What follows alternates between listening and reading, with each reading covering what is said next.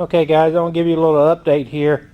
My front subframe is still at the powder coaters. So I started mocking the engine up. What I've done is I've mic'd my main bearings and my rod bearings, and then I went ahead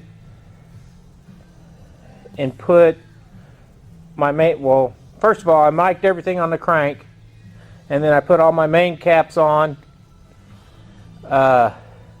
with the bearings in there, and mic'd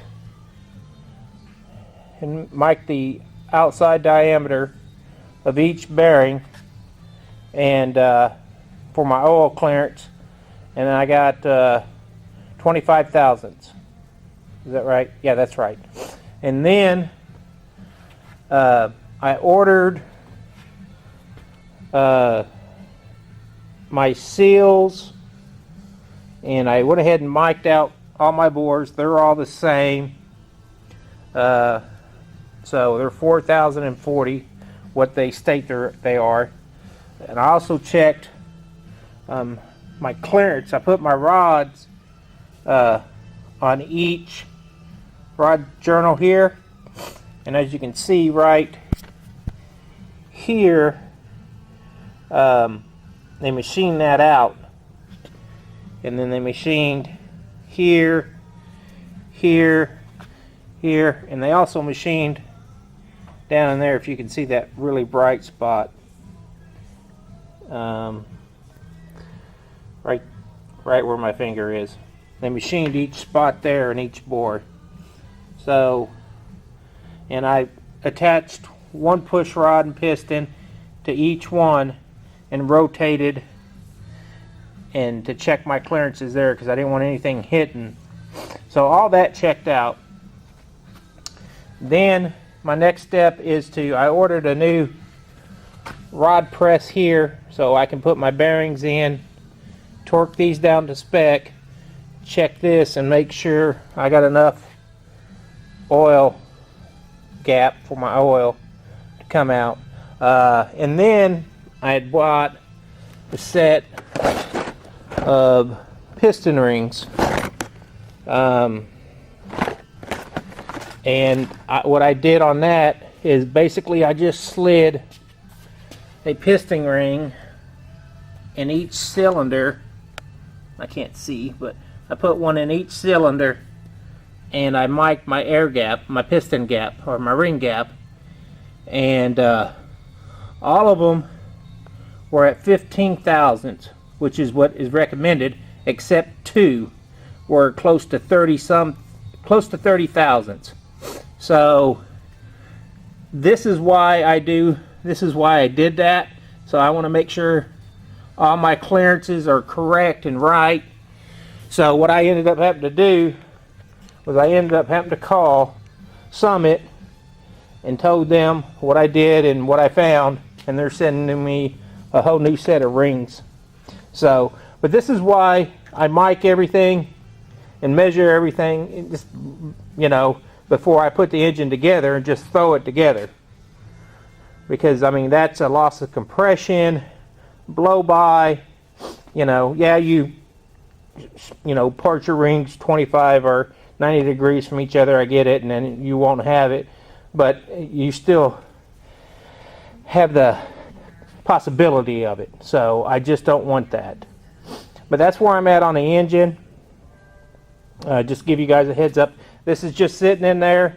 I'm still going to take it out, take all my rings, my pistons, my rods, and go get everything balanced. So, and get all that done still, but I want to make sure that my rings are correct before I do this, because I got to order another set of rings.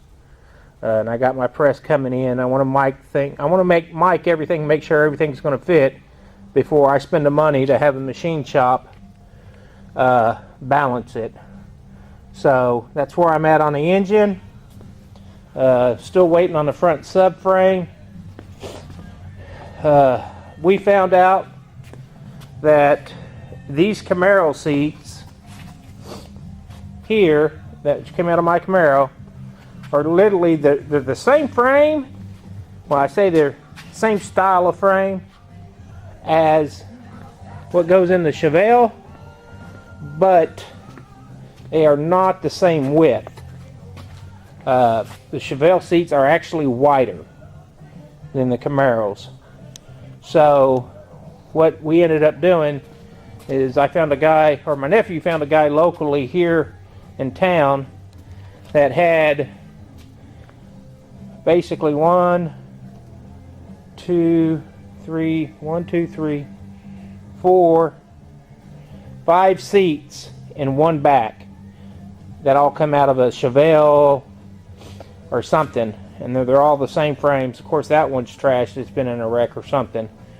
But I gave $500 for all the seats, so we're going to go ahead and pick the 2 best that are the least amount of rust and whatever, the good springs and all that, and we're going to build him 2 good seats out of these 5.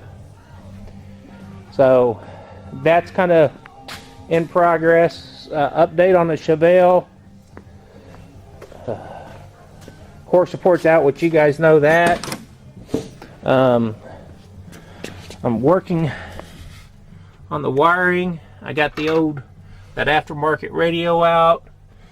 So I'm just working on it, getting the wiring cleaned up in it. So I'll bring you guys along for that. And then hopefully in a couple weeks we'll have this thing ready to get back on the road. Once I get the seats done, I got everything here for the seats. So we're going to go ahead, and I'm going to go ahead and start on those and get those going. I got the new foam. There's the new covers. The foams are over there in that box, those boxes there. I got some extra foam here. I brought some vinyl so I can lay it over the springs so the foams don't get tore up by the springs. And I bought a roll of cotton. So, and then I got some basically carpet pad, and this will glue to the metal of the frames on the seat frames so the material doesn't get cut by the seat frames. I want to thank everybody for all of my new subscribers and everything. We got a lot going on in the shop here. We got the engine, the front subframe, the seats, the core support, the electrical wiring on this car, and then we got to tune it.